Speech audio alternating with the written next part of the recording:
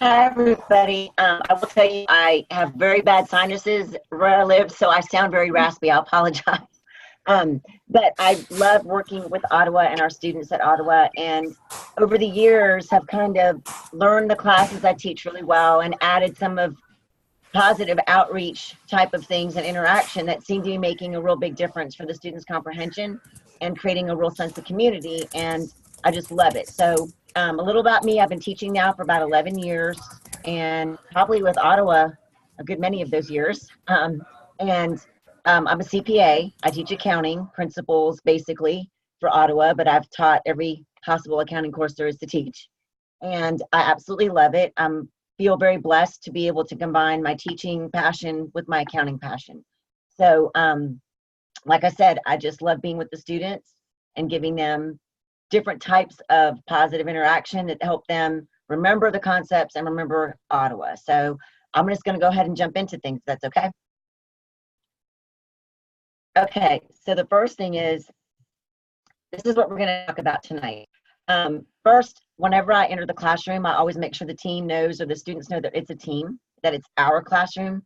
I am right down in the trenches with them. The next thing is I utilize their introductions to make really good connections throughout the term, not just at the beginning in week one, and I'll demonstrate what I do to do that throughout the term. I do weekly outreach to each student as well. Any student that is struggling or under 70% or missed an assignment or who has been engaged and then all of a sudden isn't present, I go ahead and outreach to them weekly. But I also include students that are doing their job and are in there and don't have any issues and are working hard. So I don't just assist the struggling ones, I acknowledge the ones that are actually doing all they're supposed to be doing too.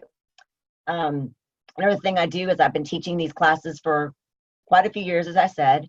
So instead of waiting for them to ask me questions, I proactively put information out there that I know they will inevitably ask about. So that's another thing that I do in the class ahead of time. And I do weekly motivation. And that simple step has made a huge difference in the outlook that the students have on the class. So I'm going to go over each of these in a little bit more detail with you guys so that you can get a look and feel of what I do and ask questions along the way. Okay, so the first thing that I do is, again, proactive versus reactive. I can't stress that enough.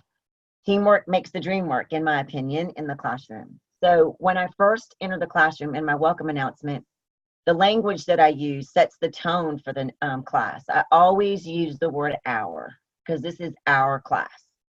I'm not, I am the instructor and I am providing you instruction and facilitating the class, but I'm in this and invested just as much as they are. And I want them to know that from the get-go. So I start with that in my welcome announcement. The word our is constantly in there. The word team is constantly in there. So it creates a sense of community. And it's amazing just using those terms, how much the students actually notice that. They mentioned to me in my introduction, wow, this is actually our classroom. You actually are part of us, a part of a team. They feel like I'm invested in them from the start. The second thing I do in week one is I provide them with general tools. I know that the classroom provides them with additional resources, but I try to build on that each week to give them other outlets to explore, to let them know that there is external stuff that they can look into on the internet as well that can help them learn in addition to the great tools that Ottawa provides, including tutoring and things of that nature. So when I'm in my announcements in week one, I always try to post general tutorial sites for accounting that they can go to and they can do search engines on. Direct them to YouTube, letting them know that there are great tools on YouTube for tutorials as well. So they start off with supplemental tools from the beginning of the class. Then on a weekly basis, because as I say here, we've been teaching this stuff. We know the sticking points. I know in my particular realm that students don't understand debits and credits, and probably many people on this video don't understand debits and credits. So in my weekly guidance, I gather stuff immediately for them and put that out there based on the topic for that week. I call it my weekly guidance email. And they look forward to that. And they've indicated to me that being proactive with that and giving them additional tools and learning avenues has really been a benefit for them. So I continue to do that throughout the term. And again, every week when I make my announcements, when I put in my motivation, I stress the teamwork and the our mentality throughout the term. So another thing that I do is, and I'll show you a log in a moment, is I utilize their introductory information to make a stronger connection. So I create a little log with each student as I'm introducing myself to them, and I jot down their career goals, any of their experience they've had in the subject that we're talking about, how that experience relates to their degree, what kind of family support they have, if they're a mom and they're being a good example for their kids, or a dad or an aunt or an uncle, they're the first ones that have ever attended college in their family, things of that nature, and their hobbies too. So as I'm doing that, I keep that close, and I have it on a spreadsheet because I'm an accountant, so that's my tool of choice, my weapon of choice is Excel. And I keep all that together. And each week, as I'm responding to them, I look at that to see if what I'm giving them information on relates to their career, relates to their experience. Let them know, my gosh, you've done so much in this particular realm. Your family must be so proud. You know, you're showing your daughters, your sons. And I specifically specify what they said in their introduction. And I highlight their hobbies too. You know, I say, hey, did you go into the woods this week? Or did you go riding your motorcycle this week? Things of that nature. They love it. It means that I'm listening to them and their opinion, and that I paid attention to what they said at the beginning of the class. It's a really easy step for me to do. Doesn't take much time. You can use whatever language you want to remind yourself. It doesn't have to be extensive. But this simple step helps them see that I listened to them at the beginning of the term, and I'm relating the class to them on a personal level. Outreach. I am an outreach queen. I love outreach. It is my favorite thing in the whole wide world. So every week, as I said, I always outreach to students. On a weekly basis, I do this to struggling students. I do this to students that, again, have anything under 70%, any of them that are struggling with the material for that particular week. I pay attention closely on certain weeks that I know the accounting data that they're learning is very, very difficult, to see if they're engaged, to see if their grades lowered a little bit, just monitoring the grade book and monitoring their interaction with the class. And you're not alone. I always enlist the advisors. So when you're in your classroom, if you go into Blackboard, I can't show you right now because I don't have a dummy classroom to show you. But if you go into your classroom and you go in the gradebook, you can email your students directly from the gradebook. And one of the options is to email the student along with observers. And those observers are their advisors. So when you go in there and you email the student offering assistance, you can always enlist the advisors, because Ottawa is amazing. They actually put the advisors in that bank. And you can use the advisors to your advantage too, to help you ensure that they're aware the student's struggling. The one tip I will give you is in the email at the bottom, because the way the Blackboard sends the email, you don't see the recipient's full name. At the bottom of the outreach, just put student and put a colon and put the student's name, because the advisor will then know exactly what student you're talking about. Otherwise, they're only going to see the first name and they're not going to know exactly who it is. So I enlist the advisors. And they're amazing. They have helped me so much. I know them almost all by first name at this point, and they do follow up. And if I ask them specifically, because in that same email, you can also just select the observers. If I don't hear from a student, you can directly email the advisor too and ask them directly to help you. So you've got all that information at your fingertips that you can utilize. The next thing I do is I log what I've done, because, well, let's just face it, I can't remember everything. I'm not saying my age, but it's up there. So I can't remember what I've done for these people. So I wanted to share with you a log that I created to help myself keep all this outreach stuff straight. And here is the magnificent log.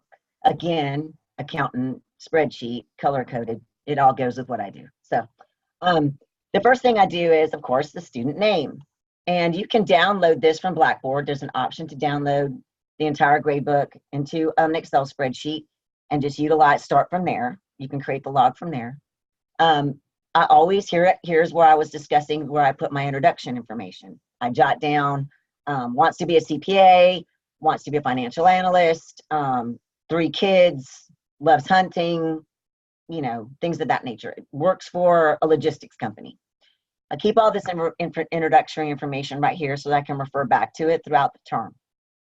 Then, as you can see in Unit 1, I have all these different options that I can help myself know what I've already done for the student. Because you don't want to repeat outreach and do only the same outreach. You want to take different avenues of outreach and escalate that outreach if needed. So the first thing I'm going to do, okay, I emailed the student and I copied the advisor. So I'm going to mark that, okay?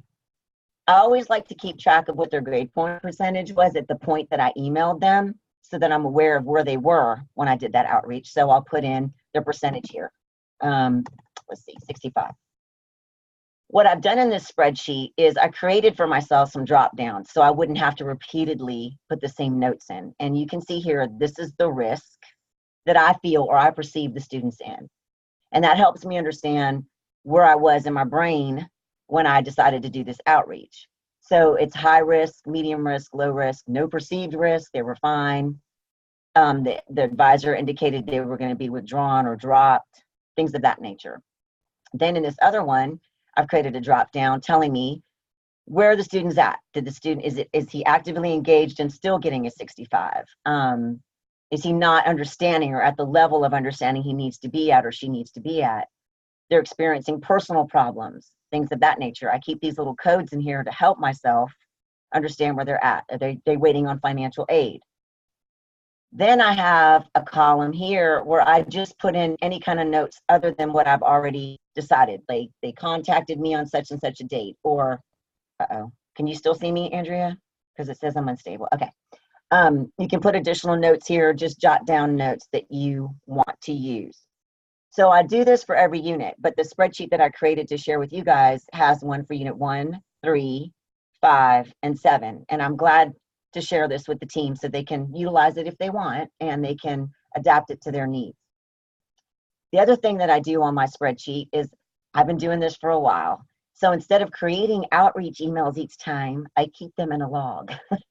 Again, the whole age factor helps myself. So I created these text boxes with actual built-in outreach emails, and I can take these and adapt these, copy and paste them straight into the email. It says here to insert their name, insert the class that I'm doing. When it gets to later weeks, I put their GPA in, things of that nature. I keep them all right here, nice and handy. And I even have my, hey, you're doing an amazing job email that I can send to the students that are rock stars in the classroom and I want to acknowledge them. Again, my struggling students, I outreach to them every once a week. But my outstanding students that are just doing everything right and learning and doing tremendous, I outreach to them usually around midterm, around the middle of the term, to let them know, hey, you're on the right track. And it truly motivates them. It re-energizes them. The other thing that I wanted to share with you on this spreadsheet is here's my little grid of my high risk, low risk, things of that nature that I put in my drop downs so that I can see them easily. And then all of my student notes, whether they dropped, they're not responding, financial difficulties, they're sick, things of that nature. Those are in my drop downs, but you can see them down here as well. And again, you can adapt this to what your needs are, but I found that I was repeating the same steps over and over again. So for me, it was easier to create something that I could use each term consistently, where I had data available I could build on or use right away. And I wouldn't have to keep creating this wheel over again. So that's my outreach log, the famous outreach log that I keep for all the students. This is wonderful. And Kim, just to let you know, you do have a request for the PowerPoint and spreadsheet after the seminar if possible. Okay, so great. No, I would be happy to share that with you guys. Not a problem. That's the outreach log again. Like I said, you can utilize it any way you want. Just make sure that you're showing them that you care. And I'm telling you, once you get the spreadsheet into a system for yourself, it truly is not that time consuming. I mean, I spend maybe 15 minutes a week doing this because I've got it down now and I know what my drop downs are and I know where I'm checking things. And that 15 minutes, the engagement and the retention that I have had in spending that little bit of time each week, Andrea can speak for it. It really has made a huge positive difference, especially in principles of accounting. Oh my goodness. Debit and credit stuff, it gets them every time. So it really has been helpful. And here's some of the comments. I mean, this is what I get back from these students. Thank you for noticing it. It means a great deal. It's not too often that an instructor appreciates one's efforts. This class has been challenging and rewarding at the same time. They don't ever hear from us like that. You don't ever give them a kudos. You don't ever acknowledge that because we're so focused on the ones that are doing bad. We tend to think, oh, these ones are doing good. We don't have to, interact with them as much.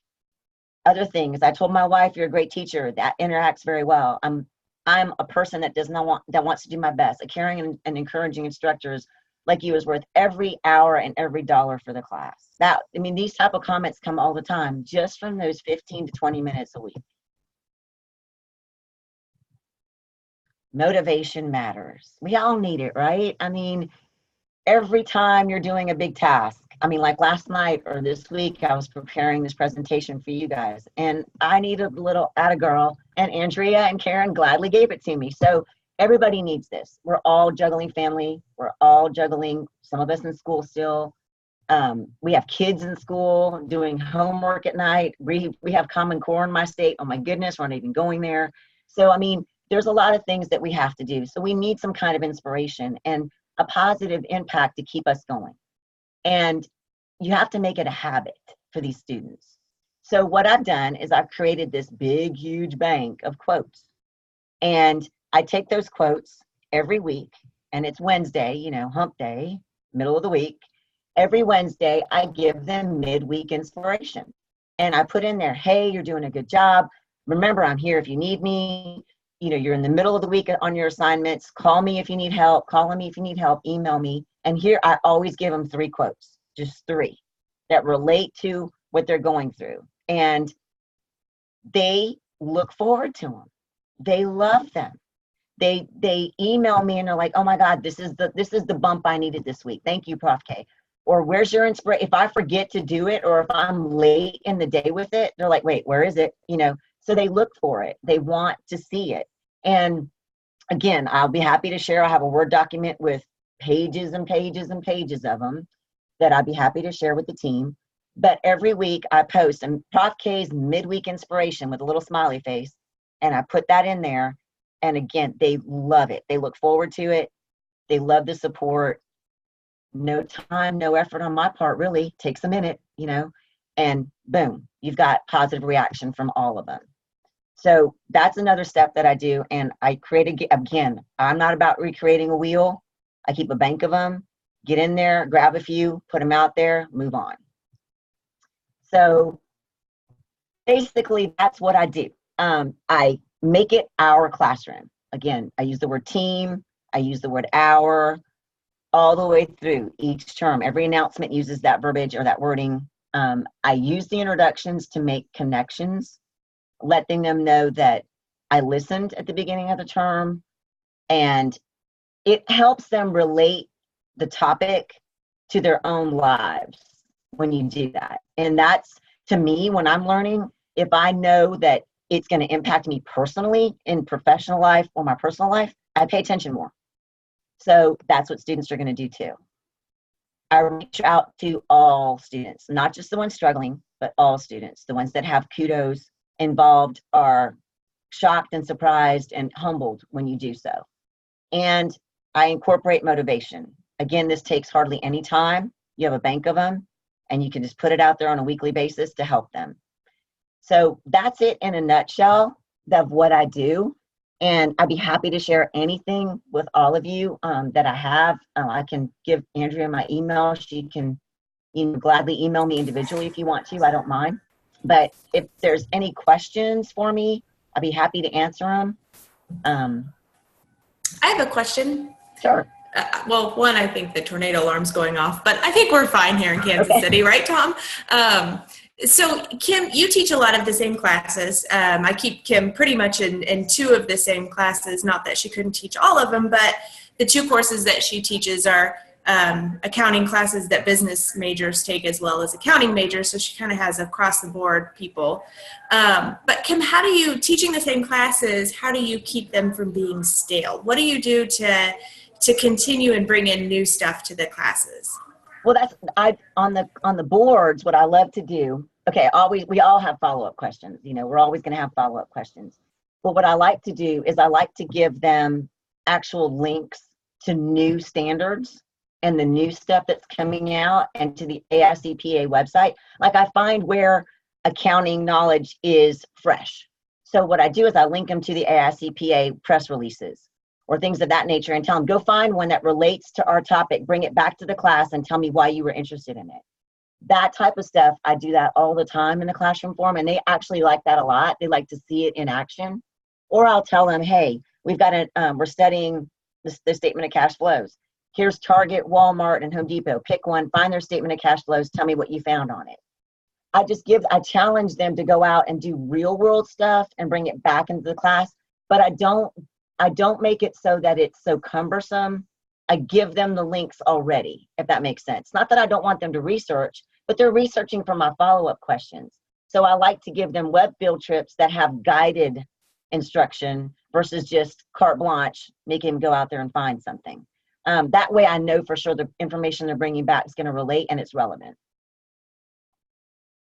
That's awesome. Thank you. I know teaching the same classes over can be, as long as if you're not doing stuff like that, you can kind of get caught in using the same announcements and kind of, the monotony of it. So it's important to kind of continue and refresh yourself. So good. Are there any other questions from the group?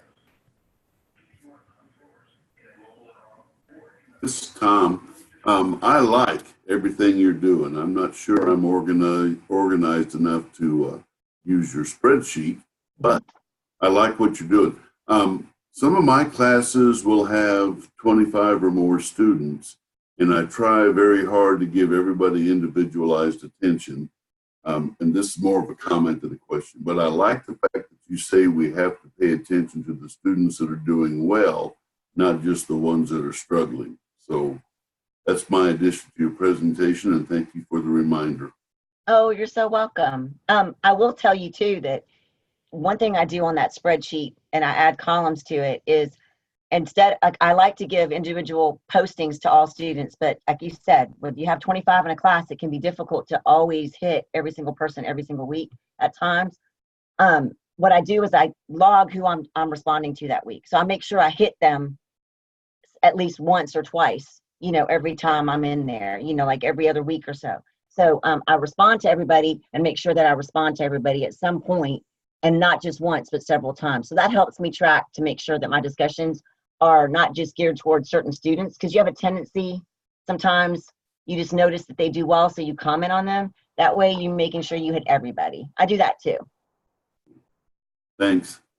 Kimberly, I just want to thank you for a wonderful presentation. And I love your idea of really taking the salient details of a person's life, because they often feel so disconnected. Nobody really knows who they are. And it's great to, occasionally I'll weave that into a post, but I like how much you very much integrate that. Hey, when you talked about going into experiential art therapy, and you can really relate things back to them that are of interest to them, which engages them. Someone actually cares. It's not just somebody on the other end of a typewriter somewhere, Oh, thank you so much for that comment. And I totally agree. I've been doing that in my classes now for a while, and they get shocked. They're like, oh my, wait, how'd you remember that? They kind of freak out a little bit at first because they're just not used to it. We're in there and we have so many students. And like I said, I'm old, so I can't remember everything. And having that just little spreadsheet or a little log of what they have and being able to relate it to them, it goes so far. It really does with them. So I appreciate that comment very much. And I'm glad that you like it. I hope you can use it in your classes too. Thank you. I sure will. Much appreciated. Well, wonderful. I agree that this was great. I love the spreadsheet idea. That's just such a great way for everybody to keep on track and remember everything, instead of having to check back to the announcement, or not the announcements, but the welcome area, because gosh, that's tedious. So this is such a good idea. You're getting some thank yous from the chat. Great presentation. Really appreciate it, Kim. I will share. I don't know, Kim, if you want to share the motivational quotes. I love that idea, but I also love that those are personal to you. Yeah. And think maybe, you know, if you want to use weekly motivational quotes, that you guys can kind of find your own on those. But I'm happy to share the presentation as well as the spreadsheet with your approval. I can send that out tomorrow. So. Any other questions? Well, what is this, Ian Butner? Not really a question. One of the things that I do is, I guess as a time-saving thing, is if I start to get the same kind of question or the same kind of problem with the content, I will do, I don't want to say blast email, but I have a certain area where you can ask the mentor, and I will put an announcement reinforcing certain things for everybody. So it saves time in terms of answering the same kind of question over and over again. That's something I do, and that has been a positive thing. So I just wanted to share that. That's a great one. I really appreciate that, Ann. And Mm-hmm. I have actually done that in the past as well, and it does save time when you Yeah. get a repeat question from like one or two students, and you see it's like kind of snowballing. Right. Definitely putting that out there is so proactive, and that's again, that's I love it. That's a proactive versus a reactive thing. That's awesome. Thank you for your presentation. Thank you. All right. Well, that's wonderful. If anybody has any other questions, I can email. If you email me, I can send those over to Kim as well. We'll get this posted in the portal area that has all of our other trainings on it. And I'm probably going to go check on these tornado alarms here. So thank you, everybody. I will send the recording out and everything tomorrow. Happy after Memorial Day. Hope everybody made it back safe and is ready for the rest of the week. So thank you so much, Kimberly. Bye, guys. Thank you. Bye. Bye.